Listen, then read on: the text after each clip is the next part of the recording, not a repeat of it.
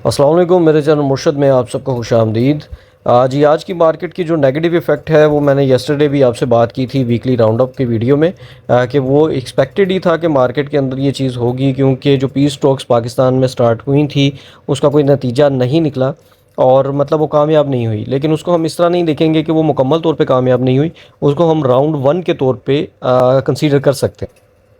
क्योंकि अभी रिसेंटली जो आज के शाम तक कुछ जो न्यूज़ आ रही हैं उसके मुताबिक ये है कि राउंड टू के स्टार्ट होने के भी चांसेस हैं। कब स्टार्ट होंगे ये कहा नहीं जा सकता। और तीसरा पॉइंट ये है कि अभी भी जो सीज़ फायर है वो अभी भी चल रहा है। सीज़ फायर की जो खिलाफ वर्जी है वो अभी तक स्टार्ट नहीं हुई है, जिसका मतलब ये है कि उम्मीद अभी भी बाकी है। और आने वाले दिनों में हो सकता है कि कल थोड़ी बहुत मार्केट में रिकवरी भी देखने को मिले, 1% या 2%। और मुकम्मल तो रिकवरी इसलिए नहीं कह सकते कि फौरी तौर पे अभी ऐसी कोई न्यूज़ नहीं है जो कि बहुत ज़्यादा बुलिश हो, तो थोड़ा बहुत मार्केट के अंदर प्रेशर रह सकता है। लेकिन मार्केट ने जो अपना मोमेंटम स्टार्ट किया है दोबारा से रिकवरी का, वो एक चीज़ जाहिर करता है कि मार्केट में अगर 1-2% की नेगेटिविटी आ रही है तो हो सकता है कि अगर बुलिश न्यूज़ आए तो वो एक दिन के अंदर 8-10% आपको रिकवरी भी दे, जो कि एक बहुत ज़्यादा होपफुल चीज़ है इन्वेस्टर के लिए कि वो अपनी इन्वेस्टमेंट को स्टॉक मार्केट के अंदर जब प्लेस करता है तो उसको एक टेंशन होती है कि मार्केट नेगेटिव जा रही है। लेकिन मैंने जैसे आपसे पहले भी कहा था कि एक ऐसा टाइम स्टार्ट हो चुका हुआ है जिसमें हमें एक्यूमुलेशन का टाइम मिलता है। और आज के दिन आपको कई शेयर्स की परफॉर्मेंस ऐसा भी लगेगा जिन्होंने अपनी जो लेवल्स हैं वो तोड़े नहीं हैं और अपनी समझ लें कि सस्टेनेबिलिटी को कायम रखा है। स्टॉक मार्केट की आज की परफॉर्मेंस की बात करें तो मार्केट में 3.95% की नेगेटिविटी आई है। 6,600 पॉइंट्स गिरे हैं और 1,60,591 पॉइंट्स के ऊपर मार्केट ने क्लोजिंग दी है। आज के मार्केट के हाई की बात करें तो मार्केट ओपन ही 2-3 हज़ार पॉइंट नेगेटिव से हुई थी, तो उस हिसाब से मार्केट का जो हाई है वो 1,63,612 है और मार्केट का जो लो है वो 1,60,158 है। इस हिसाब से अगर हम देखें तो मार्केट ने जो क्लोजिंग दी है वो अपने लो के नज़दीक नज़दीक है। और जब इस तरह का साइन बनता है तो ये बेरिश साइन है। इसका मतलब ये है कि मार्केट आने वाले दिन में नेगेटिव परफॉर्म कर सकती है, मतलब नेगेटिव हो सकती है। वॉल्यूम की बात करें तो पिछले दिन से ओबियसली कम है, 324 मिलियन का वॉल्यूम है। बहुत बुरा नहीं है लेकिन फिर भी कंपैरेटिवली बेहतर वॉल्यूम लगा है। 1 ईयर के चेंज 39.82% पे आ गए हैं और ईयर टिल डेट का जो चेंज है वो -7.73% है बस।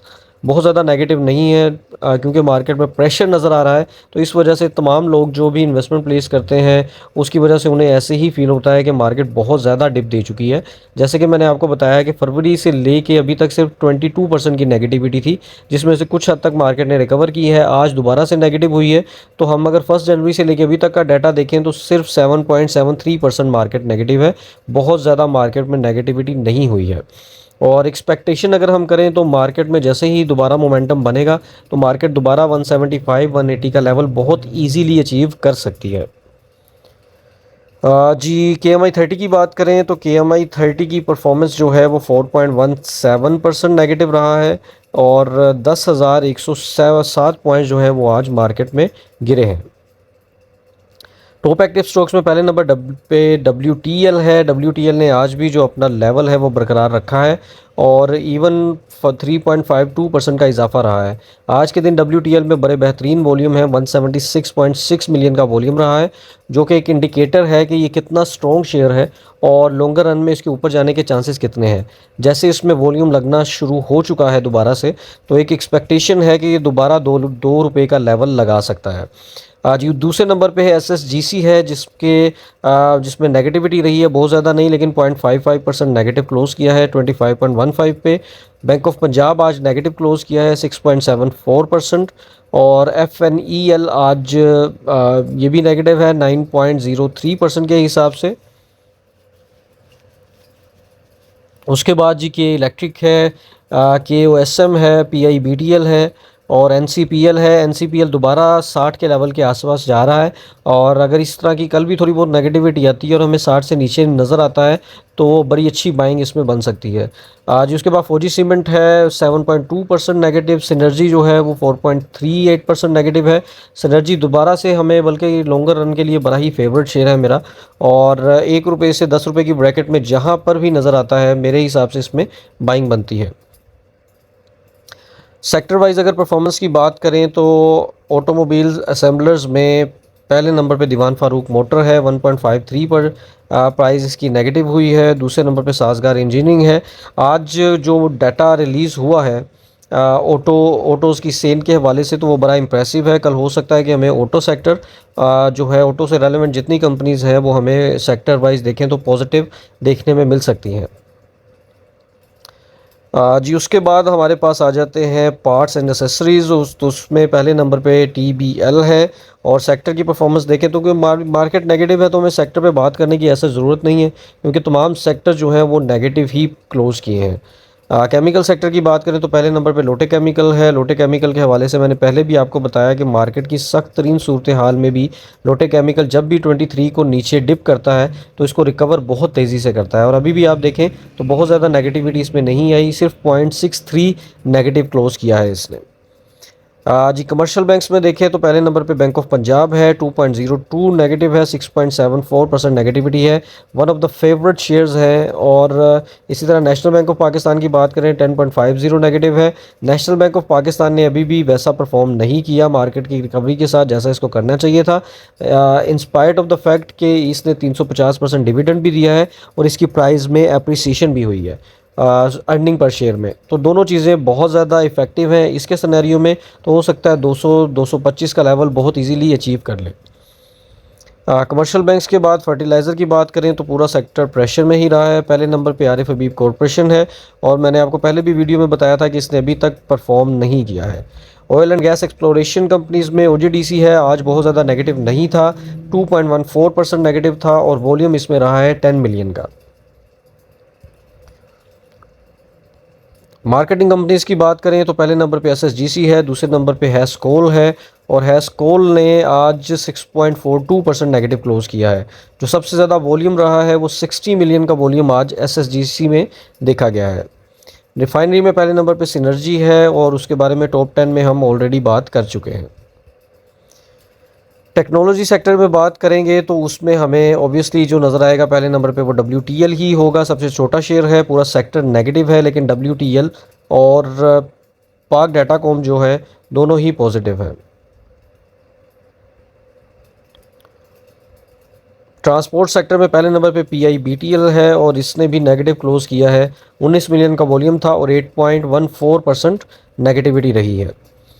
जी, अब चलते हैं टेक्निकल चार्ट की तरफ और वहाँ पे देखते हैं कि मार्केट का क्या इंडिकेटर है। जी, आज का अगर चार्ट देखें तो वो क्लियरली एक नेगेटिव साइन शो कर रहा है कि मार्केट कल जो है वो नेगेटिव होगी। लेकिन जैसा कि मैंने आपको बताया कि ऑटो सेल्स के जो नंबर्स आए हैं वो बहुत ज़्यादा इंटरेस्टिंग हैं, जिसमें ट्रैक्टर की सेल्स भी अप हुई हैं और साजगार इंजीनियरिंग के नंबर भी इंप्रेसिव हैं। तो कल हमें हो सकता है कि ऑटो सेक्टर्स में एक रैली देखने को मिले, और क्योंकि मार्केट आज काफ़ी नेगेटिव क्लोज़ की है तो कल एक रिकवरी भी आ सकती है। तो होपफुली कि मार्केट कल 162 या 163 का लेवल लगा सकती है।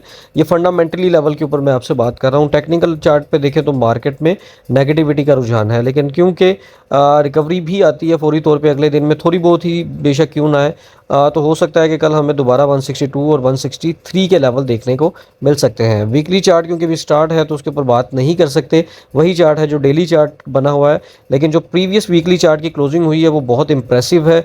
वहाँ से ज़्यादा एक्सपेक्टेशंस हैं कि मार्केट इसी वीक के अंदर हमें 170K का लेवल दिखा सकती है, और मैं तो बहुत ज़्यादा बुलिश हूँ इस चीज़ के हवाले से, क्योंकि अभी दोबारा एक न्यूज़ और भी आई है कि दोबारा से नेगोशिएशन जो है US और ईरान के दरमियान स्टार्ट हो सकती हैं, जिसको हम राउंड 2 भी कह सकते हैं। और अब क्योंकि देखें जब नेगोशिएशन स्टार्ट हो चुकी हैं तो इसका मतलब कि दोनों कंट्रीज़ जो हैं वो झगड़ा ख़त्म करना चाह रही हैं, और जब इस तरह की सिचुएशन बनेगी तो थोड़े बहुत अप्स एंड डाउन्स आएंगे, उसके बाद दोबारा से बुलिश मोमेंटम स्टार्ट हो जाएगा। लेकिन एक चीज़ यहाँ पे मैं आपको बता दूँ, हो भी सकता है कि काफ़ी ऐसे लोग उस बुलिश मोमेंटम के गुजर जाने के बाद एंटर होना शुरू हों, यानी कि मार्केट का रिकवरी फेज़ है 160 से 190 के दरमियान। अगर फॉर एग्जांपल मार्केट 180 के लेवल को क्रॉस कर जाती है तो मार्केट तो अपनी मैक्सिमम रिकवरी डाल चुकी होगी। अब उस सिनेरियो के अंदर हम जिस जगह पे स्टैंड कर रहे होंगे वो स्टैंडिंग पोजीशन ये होगी कि मार्केट उसके बाद अगर हम एंट्री करते हैं तो हम दोबारा से अपना लॉस रिकवर करने के लिए हमें बहुत टाइम लगेगा, अगर तो हमारा लॉस है। और अगर जो उस लेवल से अब 2 लाख के लेवल पे जाती है, कितना टाइम लगाएगी, वो एक लॉन्ग जर्नी भी हो सकती है। तो हमने अपने माइंड को पहले तो समझ लें कि इस बात पर रजामंद करना है कि अभी बुलिश मोमेंटम स्टार्ट हो सकता है। तो पर्सनली मैं बताऊं, मेरे लिए पिछले वीक का चार्ट बहुत ज़्यादा बुलिश है और इस वीक के अंदर 170 का लेवल लग सकता है। जी टेक्निकल चार्ट के बाद अब देखते हैं कि जी म्यूचुअल फ़ंड की परफॉर्मेंस आज कैसी रही। जी म्यूचुअल फ़ंड की परफॉर्मेंस चेक करने के लिए जो लोग नए हैं उन्हें मैं बता दूं कि मुफाप की वेबसाइट पे आप जाके परफॉर्मेंस समरी में चेक कर सकते हैं पूरे पाकिस्तान के जितने म्यूचुअल फंड्स हैं और उनके जितने फंड्स हैं उन तमाम का डाटा डेली बेसिस पे अपडेट होता है। वहां से आप कंपैरिजन भी कर सकते हैं कि किस कंपनी में आप इन्वेस्टमेंट करना चाहते हैं। तो जो आज के डाटा के मुताबिक अलाइड बैंक का जो है चार्ट क्लियर नहीं है, जबकि एकेडी के फंड्स का डाटा अपडेटेड है और 4.02% नेगेटिव रहा है आज के दिन में। और उसके बाद अलमीन का डाटा भी अपडेटेड नहीं है। अल हबीब भी 4.38% नेगेटिव है। अल मीज़ान म्यूचुअल फंड 3.76, अल फलाह का 4.18 और 4.02 और इसी तरह अल हमरा का 3.44, जबकि Atlas Islamic building material fund 5.58% negative है। Atlas Islamic energy fund 3.66% negative और Atlas Islamic stock fund 4.27% negative है। और ज़्यादातर अगर आप रुझान देखें तो 3% और 4.5-5% की ब्रैकेट के दरमियान तमाम फंड्स की परफॉर्मेंस रही है। अब देखिए सिनेरियो वही आ चुका है कि मनी मार्केट, इनकम मार्केट के फंड्स की अगर रिटर्न की बात करें तो वो 9 से 11% की ब्रैकेट के दरमियान है। और इनको अगर कंपेयर करते हैं स्टॉक फंड से, तो स्टॉक फंड्स में डेली बेसिस पे स्टॉक मार्केट की वोलेटिलिटी की वजह से प्रॉफिट और लॉस दोनों अपडेट होते हैं। अब ये वाला जो टाइम है स्टॉक फंड्स का, ये एक्यूमुलेशन टाइम है। जिस तरह मैंने आपको स्टॉक्स के बारे में बात की कि यहाँ पे जहाँ पे अपॉर्चुनिटी मिलती है, अगर तो आप रिस्क बियर कर सकते हैं तो मैक्सिमम बेनिफिट उठाएं, क्योंकि हो सकता है कि हमें अगले वीक में, बल्कि इसी वीक के एंड के साथ अगर बुलिश न्यूज़ आ जाती है तो 175K का लेवल देखने को मिल सकता है। तो उसकी अचीवमेंट के लिए आपने अपने माइंड में एक बात रखनी है कि अगर आपके रिस्क और आपके नर्व स्ट्रॉन्ग हैं तो आप मार्केट के अंदर पैसे कमा सकते हैं। लेकिन अगर आपके रिस्क स्ट्रॉन्ग नहीं है, रिस्क लेवल, तो आपके लिए ना तो ये वीडियो है और ना ही स्टॉक मार्केट है, ना ही स्टॉक फंड्स हैं। तो स्टॉक मार्केट में पैसा कमाने के लिए पहले तो आपको बहुत ज़्यादा पेशेंट होना पड़ेगा। मतलब आप में बहुत ज़्यादा पेशेंस होगी तो आप अपनी होल्डिंग बरकरार रख सकेंगे। अगर तो बार बार डिप्स के ऊपर पैनिक की वजह से स्टॉक सेल करते रहेंगे तो रिकवरी इतनी जल्दी पॉसिबल नहीं हो पाएगी। आज के लिए बस इतना ही। आपका कोई भी क्वेश्चन हो मुझसे कमेंट सेक्शन में पूछ सकते हैं। मैं कोशिश करूंगा कि बेहतरीन तरीके से आपको जवाब दे सकूं। अल्लाह हाफिज़।